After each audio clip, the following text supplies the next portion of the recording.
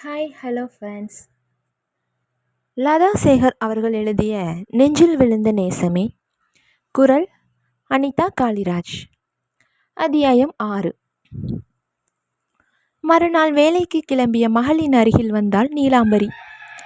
அப்பா சொன்ன மாதிரி வேலையை ரிசைன் பண்ணிடு. தாயின் பேச்சில் மனம் அதிர்ந்தாலும் சுதாரித்து கொண்டவளாய் பேசினாள். அம்மா, நேற்று தான் பெண் பார்த்துட்டு போயிருக்காங்க. அதுக்குள்ளே கல்யாணமே நிச்சயமான மாதிரி. வேலை கிடைக்கிறது எத்தனை கஷ்டம் தெரியுமா? ஆமாண்டி, எல்லாம் தெரியும். நீ வேலைக்கு போக வேணாம். வேணும்னா மாப்பிள்ளை கூட ஆபீஸ் போய் மேற்பார்வை பார்க்கலாம். அவர் கூட ஆபீஸை பார்த்துக்கலாம்னு மாப்பிள்ளையோட அப்பா சொல்லிட்டார். மேலும் பேச பேச அதிர்ந்தால் இயற்கை. இத்தனை தூரம் வந்துவிட்டதா? தவிப்பில் மனம் வெதும்பினாலும் அடக்கி கொண்டாள். சரிம்மா, என்னோட ரிசைனிங் லெட்டரை கொடுக்கவாவது ஆஃபீஸ் போயிட்டு வாரேன். கடுகடுப்பாய் பேசிய நேரம் ஹேண்ட்பேக்கிலிருந்து செல்போன் அழகான இசையை வெளியிட்டது. வேகமாய் எடுத்தாள். ஹலோ, நான் ராம் பேசுகிறேன். அவன் குரலில் உஷ்ணமானாள். இந்த நம்பரை யார் கொடுத்தது? என்னோட மாமனார் தான், சிரித்தான். நீரூற்று போல சடசடத்த அவன் சிரிப்பை ரசிக்க முடியவில்லை அவளால். நான் சொல்லிட்டு வந்தது என்ன? நீங்கள் என்ன செய்திருக்கீங்க? இந்த கல்யாணம் நிச்சயம் நடக்காது. வேகமாய் படபடத்தாள். Hello hello, கோமப்படாத. எல்லாத்தையும் நேரில் பேசிக்கலாம். அவன் பேச்சை இடைமறித்தாள். ஒரு தடவை சந்திச்சதே போதும். இதை எப்படி நிறுத்துறதுன்னு நான் பார்த்துக்கிறேன். கோபமாய் பேசினாள். கண்டிப்பாக உன்னால் முடியாது. என்னோட மனைவியாக வரப்போகிறது நீ தான். அவன் பேச்சில் அதிர்ந்தாள். வாட்? கத்திவிட்டாள். ஏண்டி இப்படி கத்துற? யார் ஃபோனில்? கேட்ட தாயிடம் முணுமுணுத்தாள். என் ஃப்ரெண்டுமா, ஏதோ வளர்றா. மீண்டும் ஒரு தேங்க்ஸ், என்னை உன் ஃப்ரெண்டாக ஏற்றுக்கிட்டதுக்கு, சிரித்தான். ஓகே ஓகே, உன் முகத்தில் கோபம் எப்படி கொந்தளிக்குதுன்னு என் மனக்கண்ணீர் தெரியுது. இன்னும் கொஞ்ச நேரத்தில் சந்திப்போம். அவன் முடிக்கும் முன்னே லைனை கட் செய்தாள். மூக்கு நுனி தக்காளி பழம் போல சிவந்து கன்றியது. என்னவெல்லாம் பேசுகிறான்? சரியான திமிர் பிடித்தவனா இருப்பான் போலிருக்கு. காட்டமாய் எண்ணங்களை பரவ விட்டவாறு நின்றாள். அத்தியாயம் 7. வாங்க மாப்பிள்ளை வாங்க.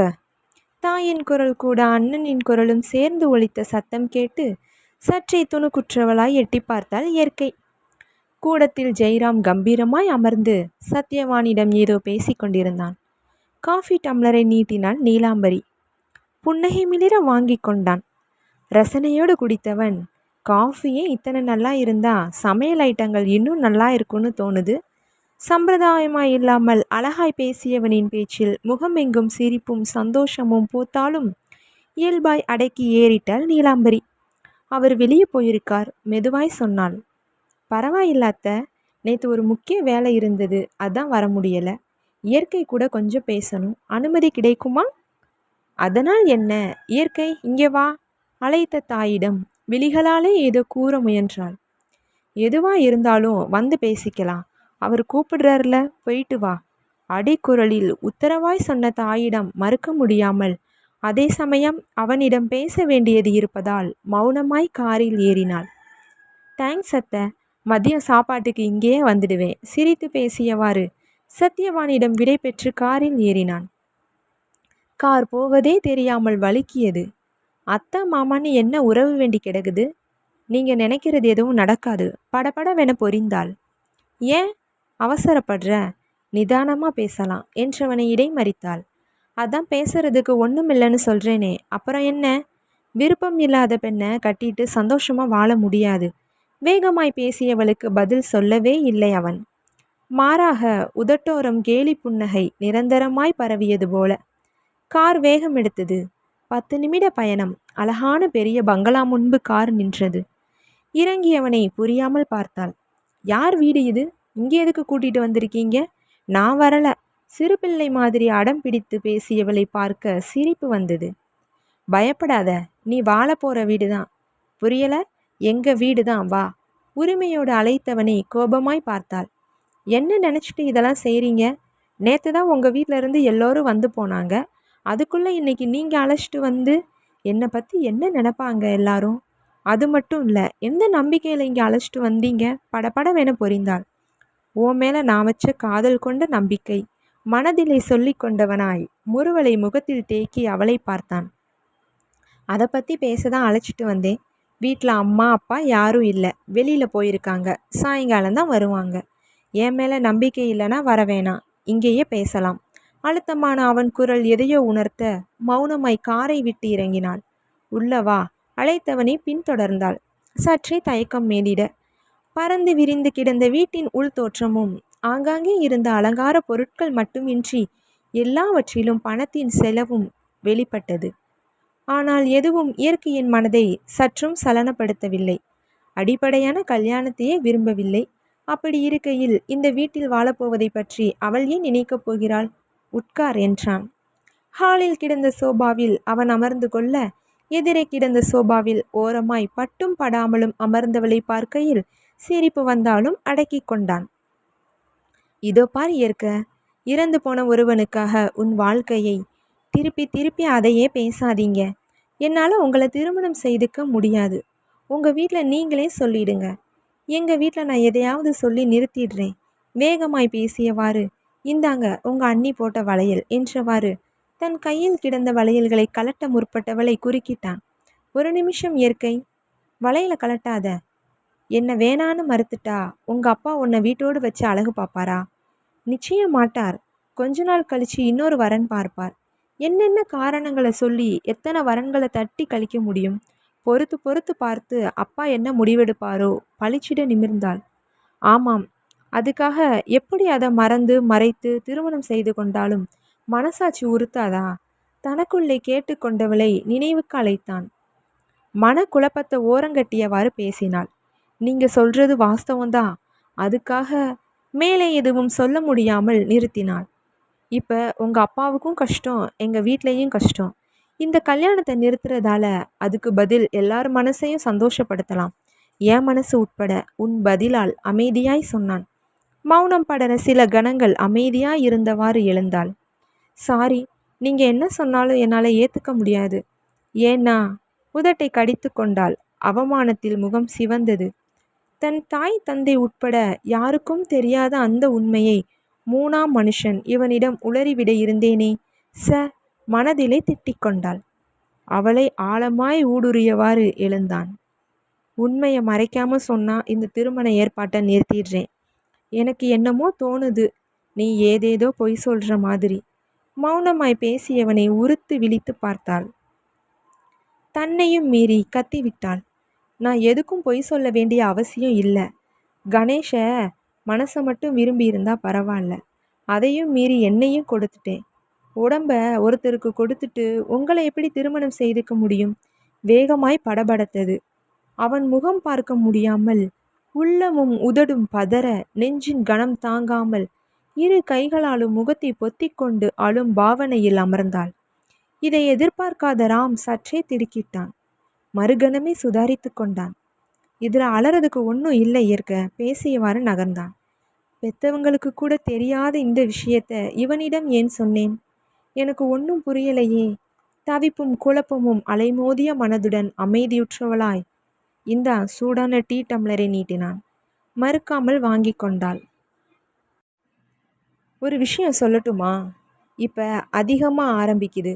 உன் மேல் உள்ள பிடிப்பு என்னோட வசதி, அந்தஸ்து, படிப்பு இதெல்லாம் பார்த்து உன் மனசு மயங்கலை. இந்த விஷயங்களை மறைச்சி என்னை கல்யாணம் பண்ணிட்டு சந்தோஷமாக வாழ்க்கையை ஆரம்பிச்சிருக்கலாம். ஆனால் அப்படி செய்யாமல் மனசாட்சிக்கு பயந்து மனுஷியாக நடந்துக்கிட்ட பாரு, அது எனக்கு பிடிச்சிருக்கு. நாம ஏன் திருமணம் செய்துக்க கூடாது? உன் அப்பா சமீபத்தில் நெஞ்சுவலி வந்து ஹாஸ்பிட்டலில் ஒரு வாரம் இருந்திருக்கார். உன் அண்ணன் சொன்னதால் தெரியும். உன் அப்பா மேலே உனக்கு அக்கறை இருக்குன்னு நினைக்கிறேன். மேலே பேச முற்பட்டவனை குறுக்கிட்டாள். இத்தனை சொல்லியும் இப்படி கேட்குறீங்கன்னு புரியலை. என்னை கல்யாணம் பண்ணிக்கிட்டா உங்களுக்கு நல்ல மனைவியாக என்னால் நடந்துக்க முடியாது. தேவையில்லை. கணவன் மனைவினா உடல் தேவை மட்டும் இல்லை, வாழ்க்கை. அதையும் தாண்டி எவ்வளவோ விஷயங்கள் இருக்குது.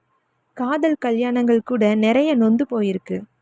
பெத்தவங்க செய்து வைத்த கல்யாணம், கடைசி வரை காதலோடு வாழ்ந்துட்டு இருக்கிற நிறைய பேரை எனக்கு தெரியும். நாம் நல்ல நண்பர்களாக இருந்து இந்த புதிய வாழ்க்கையை வித்தியாசமாக ஆரம்பிக்கலாம். நீ உங்கள் வீட்டில் இருக்கிற மாதிரியே இருக்கலாம். எப்போ என் மேலே உனக்கு காதல் இல்லை அப்படியெல்லாம் எதுவும் வராது. சிறுபிள்ளை போல பட்டன சொல்லியவளை பார்த்து சிரித்தான். அவள் கோபமாய் பார்த்தாள். இதில் சிரிக்கிறதுக்கு என்ன இருக்குது? என்னால் உங்கள் வாழ்க்கையை ஏன் வருத்திக்கணும்? என்ன பண்ணுறது? என்னை பெற்றவங்களோட ஆசையை நான் தானே தீர்த்து வைக்கணும். என்னை பொறுத்த வரையில் பிஸ்னஸில் நிறைய சாதித்து முதலிடத்தில் வரணும். அது சம்பந்தமாக நிறைய வேலைகள் எனக்கு இருக்குது. கல்யாணம் பண்ணிக்கிட்டு அவள் பின்னால் நகைக்கடை, சேலைக்கடை, ஷாப்பிங்னு ஊர் சுற்ற எனக்கு ஆசை இல்லை. ஆனால் எங்கள் அம்மா அப்பாவுக்கு மருமகள் வேணுமா. ஒரு நல்ல தோழியாக எங்கள் வீட்டுக்கு என் மனைவி என்ற பெயரோட நீ வரணும்னு ஆசைப்படுறேன். காதல் என்பது ஒரு மனம் சம்பந்தப்பட்டது. அது உனக்கு இல்லை. என் மேல் எனும்போது நாம் நல்ல நண்பர்களாக இருக்க எதுவும் தடையில்லை. நம்ம மனசுக்கு மதிப்பு கொடுப்பதை விட மற்றவங்க மனசை சந்தோஷப்படுத்துறது ரொம்ப நல்ல விஷயம்னு நினைக்கிறேன். அழுத்தமாய் பேசினான். அத்தியாயம் 8. அப்படியே அமர்ந்திருந்தால் இயற்கை. 2 நாள் மெல்ல கழிந்திருந்தது. அன்று வீட்டில் விட்டு சென்றவன் இதுவரை ஒரு ஃபோன் கூட செய்யவில்லை. தன்னையும் அறியாமல் அவன் பேசணும் என மனம் எதிர்பார்க்கிறதோ எழுந்த கேள்வியில் திடுக்கிட்டாள். காற்றில் படபடத்த மலரை போல மனம் சடசடத்த ஆடியது. அதே சமயம் அவனின் மனதை முழுதாக அறிந்து கொண்டவளின் நெஞ்சம் நெகிழ்வதை அவளால் நிறுத்த முடியவில்லை. தன்னை ஒருவனிடம் இழந்து விட்டதை அறிந்து அதை பற்றி கொஞ்சம் கூட ஆத்திரமோ அருவெறுப்போ படாமல் இயல்பாய் யதார்த்தமாய் புரிந்து பேசியவனின் பேச்சு அவளுக்கு வியப்பாய். கணேசின் குணம் கூட இப்படித்தானே, சுயநலமில்லாமல் யதார்த்தமாய் மிக்கதாய். உன் விருப்பம் முக்கியம் இயற்கை. நம்மளை பெற்றவங்களை சந்தோஷப்பட வைக்கணும்னு நினைக்கிறேன். நட்பு கொண்டும் நல்ல வாழ்க்கை நடத்தலாம்னு நினைக்கிறேன். உனக்கு என் மேல் நம்பிக்கை இருந்தால் பார்க்கலாம். சாரி அத்தை, சாப்பிடலாம்னு பார்த்தேன். ஒரு முக்கியமான வேலை போகணும். கண்டிப்பாக விருந்தே சாப்பிடுவேன்னு எதிர்பார்க்கிறேன் என்றவாறு அவளிடம் அழுத்தமான பார்வையை வீசி சென்றான். அவன் பேசிய பேச்சின் வார்த்தைகள் எதையோ உணர்த்துவது போல். சாப்பிட்டு போங்க, அம்மா ஆசைப்பட்டு சமைச்சிருக்காங்க. வாய்வரை வந்த வார்த்தைகளை அப்படியே விழுங்கி கொண்டாள். கொஞ்சம் தண்ணி எடுத்துட்டு வா நீலா, மனைவியிடம் சொல்லியவாறு இருமினார் வேதநாயகம். இந்தாங்க நீட்டினாள். குடித்தவாறு நிமிர்ந்தார். உடனே கல்யாணத்தை வச்சுக்கலான்னு சொன்னாங்க. 2 நாளாக ஒரு பதிலும் சொல்லலை. தவிப்பாய் பேசினார். அதாங்க எனக்கும் புரியலை. ஒருவேளை இயற்கை கூட பேசணும்னு கூப்பிட்டு போனாரே, இவ ஏதாவது சொல்லியிருப்பாளோ? சேச்ச, அப்படி எதுவும் இருக்காது. முதலாக செய்த திருமண பந்தம் பாதியிலேயே முறிஞ்சி அடுத்தடுத்து வந்த வரன்களும் ஏதேதோ காரணங்களாலேயே தவறி போச்சு. எனக்குள் ஒரு குற்ற உணர்ச்சி அலைமோதுது நீலா. நான் சாகரத்துக்குள்ள மாலையும் கழுத்துமாய் பார்க்கணுன்னு ஆசைப்படுறேன். நெஞ்சம் நெகிழ பேச முடியாமல் இருமினார். அப்படியெல்லாம் எதுவும் பேசாதீங்க, எல்லாம் நல்லபடியாக நடக்கும். உங்களுக்கு ஒன்றும் ஆகாது. பேசியவாறு கண்ணீர் வழிந்த கண்களை முந்தானையால் துடைத்து கொண்டு கணவரின் மார்பை மெல்ல நீவி விட்டார். தண்ணீர் குடிக்க வந்த இயற்கை அனைத்தையும் கேட்டு அப்படியே நின்றாள். பாசத்தில் நெஞ்சம் முறைந்து உருகி தவித்தது. பெத்தவங்களை சந்தோஷப்படுத்துறது கூட பிள்ளைகளோட கடமை தான். அவன் குரல் இன்னும் செவியில் ஒலிப்பது போல். மேற்கொண்டு எதையும் யோசிக்காமல் சட்டென அந்த முடிவை எடுத்தாள் அழுத்தமாய். அத்தியாயம் 9. மாலையும் கழுத்துமாய் வந்த மணமக்களை வாழ்த்தியவாறு எழுப்பி நிறுத்தினார் வேதநாயகம். பாசத்தில் விழிகளின் ஓரம் கண்ணீர் கசிந்தது. நெஞ்சம் நெகிழ தந்தையின் முகத்தில் தெரிந்த உணர்வுகளை கண்டு இயற்கையின் மனம் சந்தோஷ தூறலில் நனைந்தது. அதே சமயம் இன்னொன்றை நினைத்து இனம் புரியாத உணர்வு பளிச்சிட நெஞ்சம் கலங்கியது. காதலும் இல்லாமல், கல்யாணத்துக்குரிய நெருங்கிய பந்தம் இல்லாமல் இணைந்திருக்கும் வாழ்வை பற்றி நினைக்கையில் சற்றே கலக்கம். அதுவும் கழுத்தில் தாலி கட்டும் போது உரசிய அவன் வலிமையான கை விரல் ஸ்பரிசத்தில் அவள் தேகம் நடுங்கியது. சந்தோஷமோ நாணமோ ஏற்படக்கூடிய தருணத்தில் பயமும் பதட்டமும். இல்லை, இவன் நம்பிக்கைக்குரியவன். உள் மனம் ஓங்கி குரல் கொடுத்த தைரியத்தில் அமைதியானாள். செயற்கை புன்னகை பளிச்சிட மற்ற சடங்குகளின் போது இயல்பாய் இருக்க முயன்றாள். அதுவும் அவன் உறவுகள் அவளிடம் அழகாய் உண்மையான சந்தோஷத்துடன் பேசி பழகி உறவு கொண்டாடியது. ஆனால் தன் அண்ணி முகத்தில் மட்டும் இயல்பான சந்தோஷம் தோன்றவில்லை. யார் வீட்டு கல்யாணமோ என்பது மாதிரி பட்டும் படாமலும் நடந்து கொள்வது போன்ற பாவனை தோன்றியது இயற்கைக்கு. ச்சே, அண்ணி எப்பவுமே இப்படித்தான். அவங்க குணமே சந்தோஷத்தை பெருசாக வெளிக்காட்டாம மாட்டாங்க.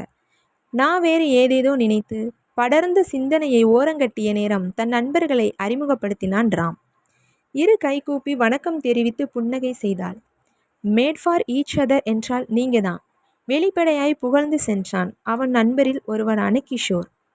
முகம் சிவந்து போனது இயற்கைக்கு. மெல்லிய நீரூற்றாய் ஓடிய சந்தோஷத்தை தடுக்க முடியவில்லை.